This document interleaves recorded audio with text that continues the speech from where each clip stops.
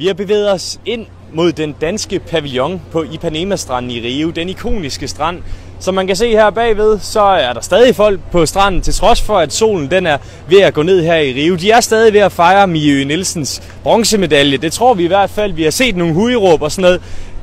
Vi skyder på, at det er den nordjyske medalje, de jubler over. Men som sagt, vi står inde på grunden, hvor den danske pavillon holder til.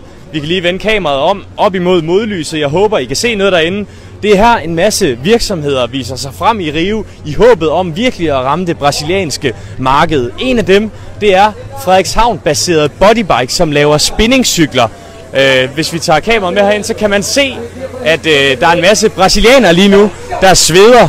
Og det er jo ikke dem, man er vant til at se køre Tour de France og sådan noget, men alligevel så har du fået lukket dem op på cyklen. Susie Poulsen, du er brand manager for Bodybike. Hvad går det her lige ud på? Jamen det går ud på, at vi skal have vist de her cykler under OL i Rio, og så skal vi have nogle brasilianere op og cykle på dem, så de kan se, at det er verdens bedste indoor bikes, som vi kalder dem. Og det er jo en unik mulighed for at gøre det. Så lad dem bare svede lidt. Du siger unik mulighed. Det er lidt nogle andre omgivelser i Frederikshavn, selvom man gerne vil være maritim i der, at man har en flot kystlinje.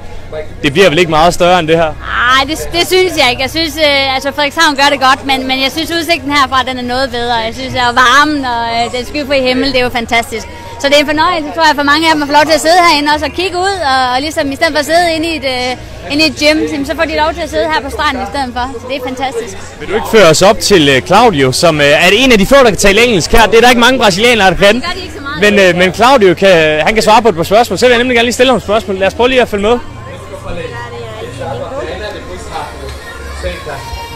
Og som man kan se, så er det nærmest som en fitness world hjemme i Danmark. Og vi prøver lige at stille Claudio. Det er Claudio, som de har hyret fitnesscenter er inde her, et lokalt brasiliansk fitnesscenter, til at stå på de her cykler. Vi kan lige spørge ham, hvad han synes om cyklerne. Jeg håber, I kan høre det på grund af lyden. Claudio, the bikes here, tell us about them. Danish bikes, it must be amazing. Amazing. The perfect bike, perfect ergonomic. Hey, aumenta a velocidade. I think that's a great position, great frames and great for rider, great for cyclist, fashion cyclist. And now, very fast, race, go, go, go! Yeah. Og som man kan se her, så er det i hvert fald populært. Vi kan også lige tage en tur herud. Det her den danske pavillon er også, Lego har også en stand her, holder til her. Så vi kan se, der er rigtig godt gang ind. Jeg vil lige stille Claudio et til spørgsmål. Claudio, one last question. We don't see Brazilians ride bicycles so often.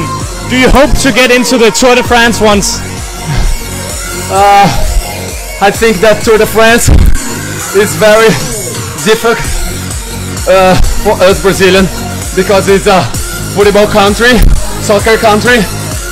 But Murilo is a great guy riding in Europe, and I need a rest.